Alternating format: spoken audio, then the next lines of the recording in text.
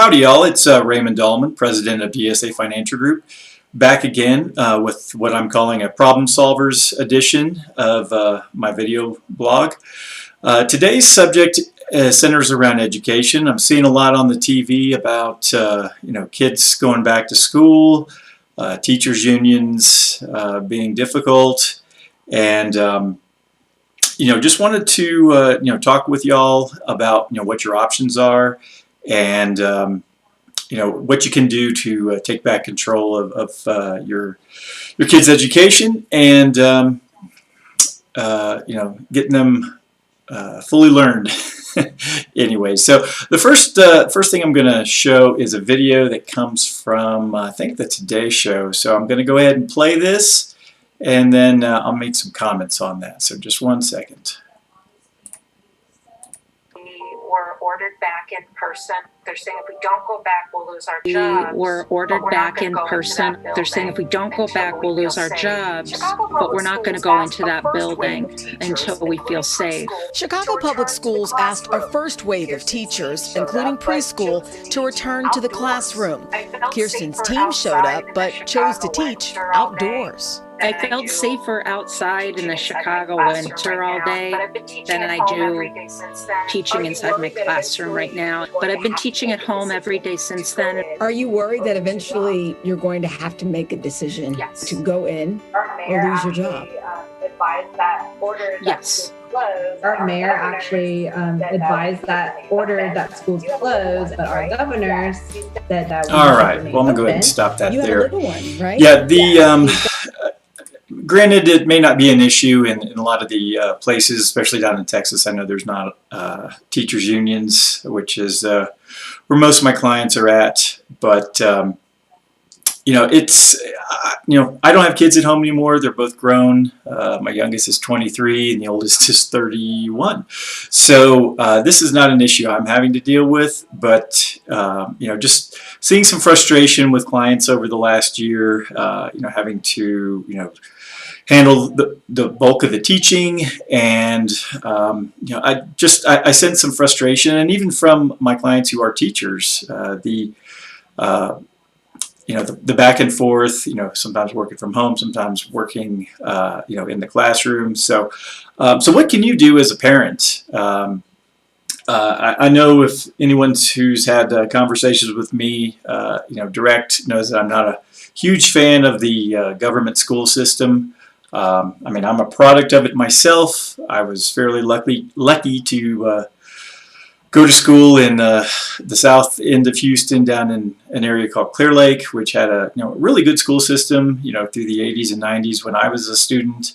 And then my youngest, he went through that same school district as a child also. So I did notice some changes, obviously, from one generation to the next.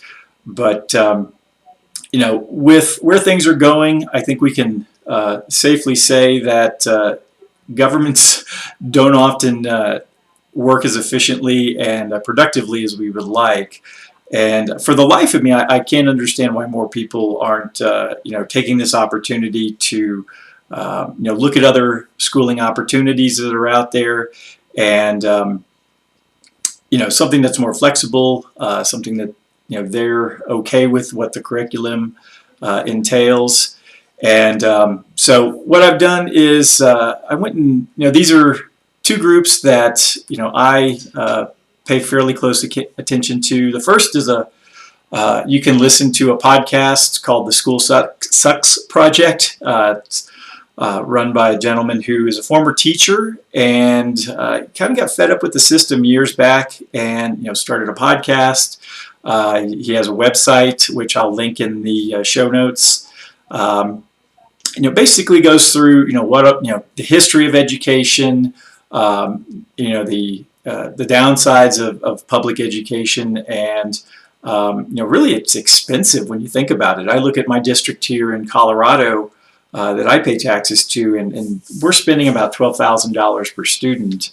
Last time I did any real research on it a year or two back. And while my property taxes are fairly reasonable here, I know in other places, back when I lived in Houston, I was paying about 2.5% to 3% of my property value in taxes, and the vast majority of that was for the school systems. So, government schools are expensive. They're unfortunately, you're in a group where, as a student, if the slowest person in the class is holding you back, you're kind of stuck. If I was a school-age parent today, I probably would have my kids home full-time, doing homeschooling from K through 12. I certainly would have them involved in athletics and such, through team and club sports. I personally benefited a lot from that over the years, but it's especially now with all of the aggravation that we're seeing with the tug of war between the school systems and the parents. There was a video out last week from, I think, California, where the school board was on a hot mic, and I guess they didn't realize that the video was running, and they were making fun of the parents, saying that they wanted to, I guess, smoke pot so that they wanted to get the kids out of the house so that they could smoke pot. So, not that I have a problem with what people do in their own time. I mean, in my opinion, it's a free country, and as libertarians, we should be able to put whatever we want into our bodies. Anyways, yeah, that was a bad look, and I think most, if not all, of the school board has resigned since then. So, anyways, like I said, the School Sucks Project, they have a podcast. It's really entertaining. I mean, it varies from everything from the history of education to different types of alternatives. Even higher education, what your options are. You don't have to just go through the university system. And then the other bit of information I wanted to share, it's called the Ron Paul curriculum. I'm a huge fan of Mr. Paul. He's one of my heroes, and he has a education system that he endorses. From K through through high school. It appears to be fairly inexpensive. I'm not going to quote prices because they do change, or they could change from time to time. But I will link the URL in the description for you. So if you want to go and check it out, I'd highly recommend it for anyone out there who wants to disengage from the government school system and take back that control. Unfortunately, until enough people disengage from from our county and government schools, I really don't see it getting any better. Oftentimes, you'll hear teachers and school board members ask the communities for more money. That's all we ever hear is we need more money for teachers, more money for teachers. They're underpaid.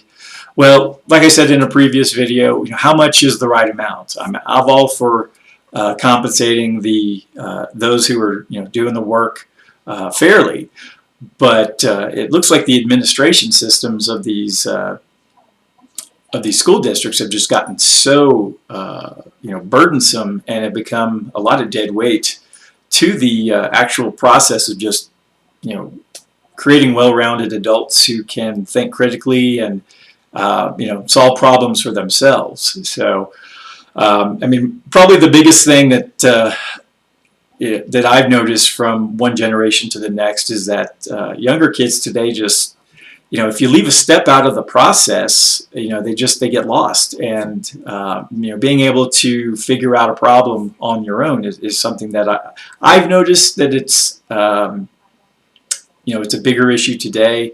I don't know if it's because of all the technology we have. Everything's at our fingertips. Everything is easy to accomplish. There's probably not as many kids who grew up from the 70s into the 80s like I did, who spent time with their dad or their grandfather out taking things apart, putting them back together. That's just something that I did as a kid. Taking a Tonka truck and busting it into a million pieces, with a hammer and then trying to put it back together was probably not the best use of time. But it taught me how to work with my hands and how to solve problems. So anyways, long story short, you know, if you're frustrated with the school systems of today and, you know, you want to take control, not saying that you have to use anything that I'm not recommending, but displaying here today. You know, you could go on to your Google or your DuckDuckGo, type in, you know, homeschooling or homeschooling curriculums. There's a lot of them out there. So this is more just to, you know, get you thinking and, you know, look for alternatives that would be better for you and your family. And also, if enough people disengage from the government school system, they can't really justify it anymore, and they'll have to just shut it down. So that would be the ideal situation. You know, let your money do the walking, and you know, like I said again, take back control over your kid's school. So that's about all I have for now. I hope you've enjoyed this quick video, and if you need anything, feel free to reach out to me via email or give me a call. Be sure to like, subscribe, and share with friends and family, and have a great day. Bye.